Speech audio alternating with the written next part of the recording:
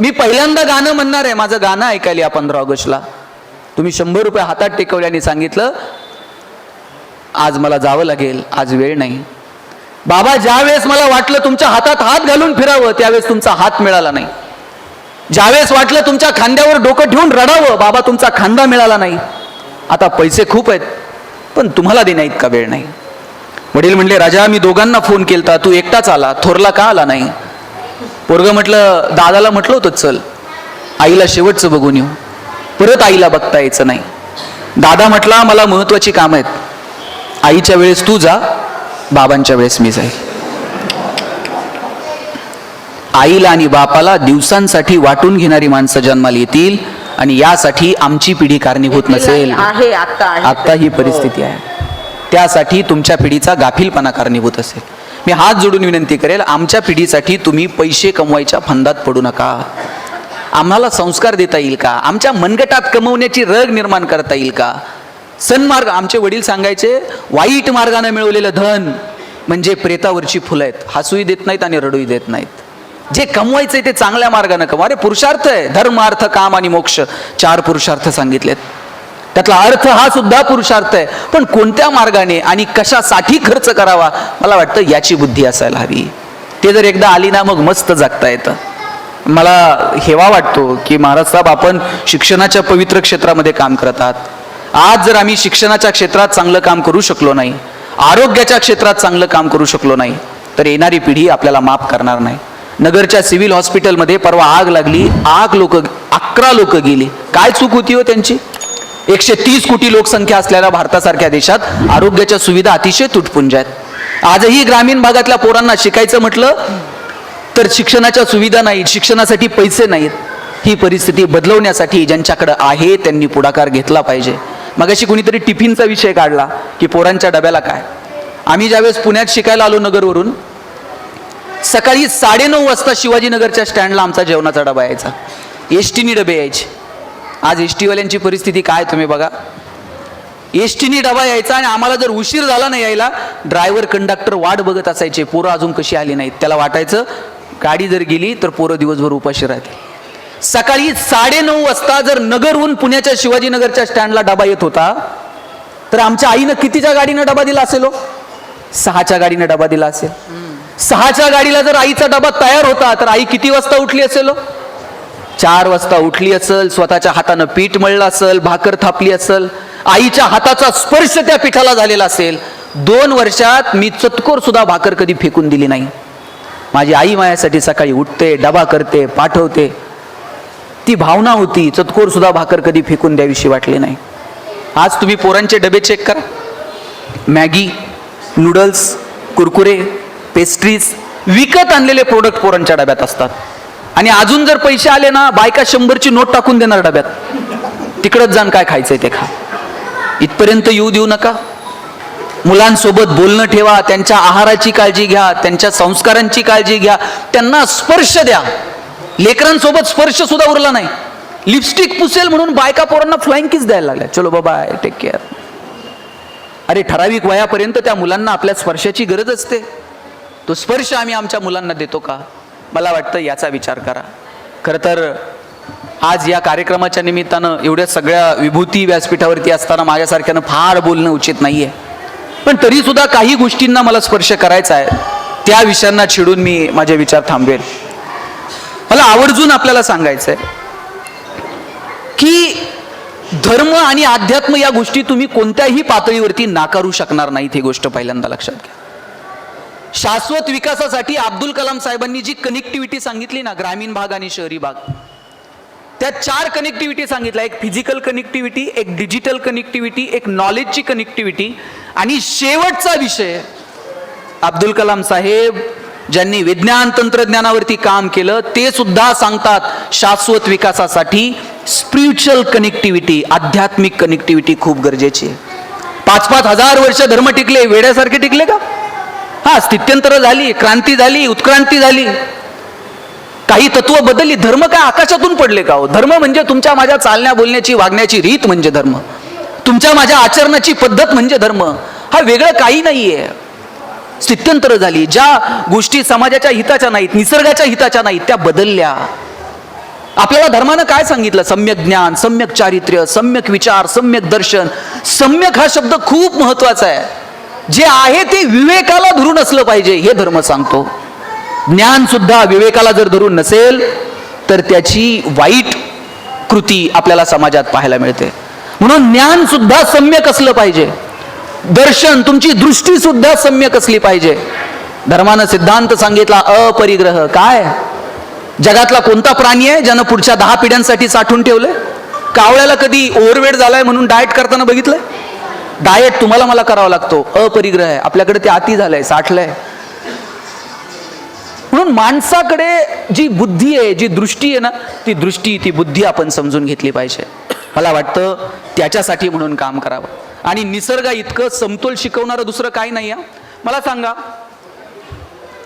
या जगामध्ये जी गुरुत्व शक्ती आहे, गुरुत्वाकर्षणाची शक्ती, ती प्रमाणात आहे, ती समतोल सांगणारी आहे. ती गुरुत्वाकर्षण शक्ती थोडी जरी वाढली तर काय होईल, किंवा ती थोडी जरी कमी झाली तर काय होईल? हे ब्रह्मांड टिकू शकेल?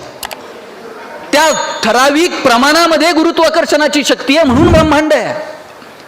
हवेतलं कार्बन डायऑक्साईडचं प्रमाण थोडं जरी वाढलं तर काय होईल? समुद्राची पातळी उंचावते, हवेतली उष्णता ती प्रमाणात आहे म्हणून सगळं ठीक आहे. निसर्ग तुम्हाला प्रमाणात राहण्याचा सल्ला देतो. आणि आज नाही, शतकोन निसर्गानं सांगितलंय माणसाला अवकातीत राहा. आता तर इथपर्यंत आणून सोडलंय माणसाला की न दिसणारा विषाणू सुद्धा जग थांबवू शकतो. किती किंमत दाखवून द्यावी माणसाला या निसर्गानं. चीनमध्ये मिंग राजवट होती, हिवतापाची साथ आली, मिंग राजवट उद्ध्वस्त झाली. आफ्रिकेमध्ये जनावरांचा प्लेग आला, जनावरांवरती आधारित असणारे सगळे उद्योग व्यवसाय धुळीला मिळाले. नेपोलियन युरोपवरती चालून गेला, युद्धाच्या जोरावरती युरोप जिंकलं, पण तिथे साथीचे रोग आले. तुटपुंज सैन्य घेऊन नेपोलियनला परत मायदेशात परतावं लागलं. शस्त्रांच्या जोरावरती जग जिंकता येणार नाही.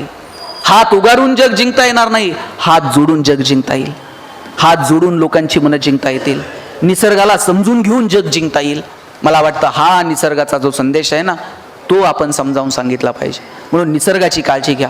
हवा, पाणी, स्वच्छता, आरोग्य. लाख रुपये पण आरोग्य नाही, काय उपयोग आहे का त्याचा? 10 साखर कारखान्याचे शेअर्स आहेत आणि डॉक्टरनं सांगितलंय चमचाभर पण खाऊ नको. 10 दिवाण बनवून घेतले झोपायला, डॉक्टरनं सांगितलंय मनक्यात गॅप आहे, चटेवर झोपत जा.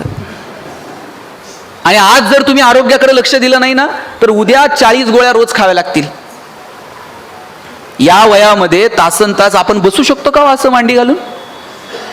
आता आपण बसलोय तर 10 वेळा चुळबुळ करतो, इकडं हाल तिकडं हाल. ही कशाची ताकद आहे? ही साधना, कृपा, आयुष्यभर असलेला संयम, या सगळ्याच्या जोरावर हे साध्य करता येतं. हे असं साध्य करता येत नाही. आणि आज जर आपण या गोष्टींकडे लक्ष दिलं नाही, 40 गोळ्या खाव्या लागतील. आणि कोणत्या कधी खायच्या तुम्ही लक्षात सुद्धा ठेवायचं नाही. चिप येतील मार्केटमध्ये छोट्या छोट्या, ते 5वीला सटवाई पुसता ना, तशी चिप पुजायची, त्याच्यात 40 गोळ्या ढकलून द्यायच्या, मनगटात चिप ढकलून द्यायची. आईनं कामाला जाता जाता एंट्री करायची, सकाळी 2 ह्या, दुपारी 2 त्या. बापानं जाता जाता एंटर मारायचं. एंटर मारलं का एक एक गोळी रक्तात आपोआप सर्क्युलेट होत. इतकं विज्ञान तंत्रज्ञान पुढे गेलं. आणि चिप लय महाग नसतील, घाबरू नका. महिला बालकल्याण विभागाकडनं BPL कुटुंबांना मोफत आणि APL कुटुंबांना सवलतीच्या दरात दिल्या जाते. आणि चायना प्रोडक्शन करायला लागलं का कोणत्या पण पानाच्या टपरीवर 1-1 रुपयाला मिळून जाईल. इथपर्यंत आपल्याला आपल्या आरोग्याला घेऊन जायचंय का? निश्चित नाही. म्हणून समतोल हा निसर्गाचा नियम आहे. अमेरिकेमधले एक पठार होतं, त्या पठारावरती कोल्ह्यांची संख्या वाढलेली होती आणि त्यांच्यामुळे हरणांची संख्या, म्हणजे त्या पठारावरती भरपूर हरणं होती. आणि हरणाचा शत्रू कोण? लांडगा, कोल्हा. मग त्यावेळेच्या राष्ट्राध्यक्षांनी ठरवलं हरणांच्या संरक्षणासाठी सगळे लांडगे मारून टाकायचे. सगळे लांडगे मारून टाकले. काही दिवसांना हरणांची संख्या इतकी वाढली की त्यांना गवत पुरेन असं झालं आणि परत हरणांची संख्या कमी झाली. तुम्ही निसर्ग बघा, निसर्गाकडे शिका. मगाशी आपण माणसं आहोत, आपण जनावर नाही आहोत, आपण माणसं आहोत. निसर्गानं प्रत्येकाला त्याचं काम समजून दिलेलं आहे, त्याचं काम सांगितलेलं आहे. आपण माणसं आहोत. आपण आपला आहार कसा असावा, आपण काय खावं, मगाशी जे सांगितलं ना ते खरंच आपण हे लोकांपर्यंत पोहोचवलं पाहिजे. आपण जनावरं नाही आहोत याची दखल आपण घेतली पाहिजे. निसर्गाचा समतोल राहील असं आपण वागलं पाहिजे. आपली नाळ निसर्गाशी जोडून ठेवा, एवढंच या निमित्तानं मी आपल्याला सांगेल. आणि मस्त जगावं, हसत हसत राहा. राग द्वेष महावीर साहेब सगळं डोक्यातनं काढून टाकावं. काय हो, या जगात सगळ्यात शत्रू जर कोण आहे ना तर राग आहे, अहंकार आहे. कशासाठी? कंस अहंकार आणि भीतीमुळं कंस त्याला जीवन सोडावं लागलं. नाहीतर कंसाला वाटलं होतं की अरे चांगलं चाललंय, देवकीचं लग्न लावून देत होता. पण ज्या दिवशी त्याला कळालं ना कृष्ण जन्माला येणार आहे आणि तो मारणार, बिथरून गेला तो. भीती हा असा विषय आहे ना की माणसाची बुद्धी अहंकार आणि भीतीमुळे दूर निघून जाते. म्हणजे एक माणूस होता, तुम्हाला गंमत सांगतो. त्यानं सांगितलं इथून मडकी उचलायची आणि पलीकडे नेऊन ठेवायची. आणि त्या कामगाराला सांगितलं एक जरी मडकं फुटलं ना बघ, तो भीत भीत आपला उचलायचा, नेऊन ठेवायचा, व्यवस्थित ठेवत होता. 4 मडकी नेऊन ठेवली आणि येत होता. त्यानं परत बोलवलं, इकडे म्हटला, जर मडकं फुटलं तर बघ. त्यानं परत 2 नीट नेऊन ठेवली. यानं परत बोलवलं आणि जोरात कानाखाली, म्हणला नीट ठेवतोय का मारलं? म्हणलं मग फुटल्यावर मारून काय उपयोग आहे, आधीच मारलं. म्हणलं ही भीती आहे, नंतर करून काय उपयोग आहे. हा जो संग्रह आहे ना, अपरिग्रह जे सांगितलं, आपण संग्रह का करतो? भीती आहे, उद्या नाही मिळलं तर, माझ्या पोरांना नाही मिळलं तर. ही भीती आपल्याला वाईट गोष्टींकडे घेऊन जाते. म्हणून ही भीती, हा अहंकार आपल्याला बाजूला घेऊन जाता येईल का? आणि जेवढं परमेश्वरानं 2 हात दिलेत आपल्याला, काहीतरी देवाच्या मनात असेल का नाही 2 हात देण्यामागं? एक हात जर घेण्यासाठी दिलाय तर दुसरा हात देवानं एकच दिला असताना असा, त्यानंच द्या आणि त्यानंच घ्या. पण नाही, 2 हात दिले, एक घेण्यासाठी आहे तर दुसरा देण्यासाठी आहे. तुम्ही जे समाजाला द्याल ते हजारो लाखो पटीनं समाज तुम्हाला परत करतो. ह्या ब्रह्मांडाचा नियम आहे, 1 रुपया सुद्धा तुमचं उसणं ठेवत नाही. तुम्ही जेवढे समाजाला दिलं त्याला लाखो पटीनं हे ब्रह्मांड तुम्हाला परत करत असतं. विंदा करंदीकरांची कविता आहे, देणाऱ्यानं देत जावं, घेणाऱ्यानं घेत जावं, आणि घेता घेता एक दिवस देणाऱ्याचे हात घ्यावे. हिरव्या पिवळ्या डोंगरांकडून हिरवी पिवळी शाल घ्यावी, सह्याद्रीच्या कड्याकडून छातीसाठी ढाल घ्यावी, विड्यापिशा ढगांकडून वेडेपिसे आकार घ्यावेत, मातीमधल्या प्रश्नासाठी पृथ्वीकडून हुंकार घ्यावेत, उसळलेल्या दर्याकडून पिसळलेली आयाळ घ्यावी, आणि शांत वाहणाऱ्या भीमेकडून तुकोबाची माळ घ्यावी. देणाऱ्यानं देत जावं, घेणाऱ्यानं घेत जावं, आणि घेता घेता एक दिवस देणाऱ्याचे हात घ्यावे. हे देणाऱ्याची जी वृत्ती आहे ना ती आत्मसात करता येईल का, याच्यासाठी प्रयत्न करा. मस्त जगा, हसत हसत राहा. शेवटी जाताना इतकंच सांगतो, हे आयुष्य परत कधीच नाहीये. तुम्ही राग दिला ना समाजाला, 1 दाणा पेरला तर त्याचे 1000 दाणे उगवतात. काय पेरायचं ते ठरवा. प्रेम पेरा, प्रेम उगवेल. द्वेष पेरा, द्वेष उगवेल. काय पेरायचं मला वाटतं ते आपण ठरवावं. आणि मी परत सांगेल, हसत राहा. आल्यापासून मी 2-3 चेहरे बघतोय हसलेच नाहीत. ते इतके टेन्शनमध्ये आहेत, माझं बोलायचं राहिलं, मला संधी. अरे नाही, उद्या बोलू ना, परत परवा बोलू. नाही काय तर मनात स्वतःशी कधीतरी संवाद साधून. हसलेच नाहीत दोघं तिघं आल्यावर. ते हसावं वाटलं तरी शेजारच्याकडे बघणार, तो हसतोय का, तो हसत नाही, मग मी का हसू? माणसालाच हसता येतं, जनावरांना हसता येतं का? आता तुम्ही पुण्यातले, तुम्हाला शेनकूर गोठा बिटा माहित आहे का? ते नाशिकच्या आलेल्यांना माहीत असेल. मला सांगा, शेनकूर करायला गोठ्यात गेलाय आणि एखाद्या म्हशीनं छान स्माईल दिली, असं झालंय कधी? म्हैस म्हणते का प्लीज वेलकम इन गोठा विथ स्माईल? फक्त माणसाला हसता येतं, जनावरांना हसता येत नाही. मग आपल्याला हसण्याची संधी दिली ना भगवंतानं, कधीतरी हसा, कधीतरी चांगल्या गोष्टींवरती संवाद साधा, एकमेकाच्या सुखदुःखात सहभागी व्हा. फक्त माणसांना ही संधी भगवंतानं दिलेली आहे. ती संधी बाजूला लुटू नका. आणि दुःख कुणाच्या वाट्याला नाही हो, जगात प्रत्येकाच्या वाट्याला दुःख आहे, पण त्यातून आनंदाचे 4 क्षण शोधायचे आणि ते जगायचे. तुम्हाला ते महमूद माहिती आहे का? ते जुन्या लोकांना माहिती आहे. महमूदचे पिक्चर बघितले असते. ते मी एक पिक्चर बघितला होता, त्या महमूदच्या छातीवर आहे ना एका गुंडानं बंदूक ठेवली आणि त्याला विचारलं, बोल तेरी आखरी ख्वाहिश क्या है? महमूद म्हटला, मेरी आखरी ख्वाहिश तेरी बंदूक मुझे दे दे. म्हटलं काय जगणे होय. या दुःखाच्या प्रसंगात, संकटाच्या क्षणी सुद्धा असं मिश्किलपणे त्याला छाती काढून आनंदानं सामोरं जाता आलं पाहिजे. म्हणून दुःख संकट सगळ्यांच्या वाट्याला, ती बाजूला ठेवा, आनंदाचे क्षण शोधा आणि इतरांच्या आयुष्यात आनंद निर्माण करता येईल का याच्यासाठी प्रयत्न करा. महात्मा गांधींचं वाक्य, अमर्याद क्षेत्रात मर्यादित काम करण्यापेक्षा मर्यादित क्षेत्रात अमर्याद काम करू. आपलं क्षेत्र मर्यादित असेल पण अमर्याद काम करा. त्याच्यासाठी लोकांनी आपली ओळख ठेवली पाहिजे. महावीर साहेब, आपण या चातुर्मासासाठी मी कालपासून बघतोय आपण खूप राबताय. तुम्ही जे कष्ट कराल त्या कष्टाचा हिशोब वर गेल्यावर चित्रगुप्त करत नाही. त्या सगळ्या कष्टाचा हिशोब इथंच होत असतो.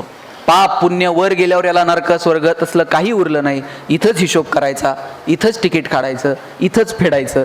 त्याशिवाय इथून सुट्टी नाही. तेव्हा तुम्ही चांगलं काम केलं. तुम्हाला चांगल्या कामासाठी आम्हा सगळ्यांच्या वतीनं धन्यवाद देतो. आणि तुमच्यामुळे मला आज या सगळ्या थोर विभूतींच्या समोर बोलण्याची संधी मिळाली. मी खूप धाडसानं, खरं तर आपल्यासमोर बोलणं उचित नाही, तरीसुद्धा मी ते धाडस करून आपल्यासमोर बोलण्याचा प्रयत्न केला. खास आपण आहात असं कळल्यानंतर मी, माझी पत्नी, मुलगी सकाळी नगरवरून निघून इथे आपल्या भेटीसाठी आलोत. नगरमध्ये आम्ही, म्हणजे मी नशीबवान आहे की आनंद ऋषी महाराजांचा पदस्पर्श ज्या नगरला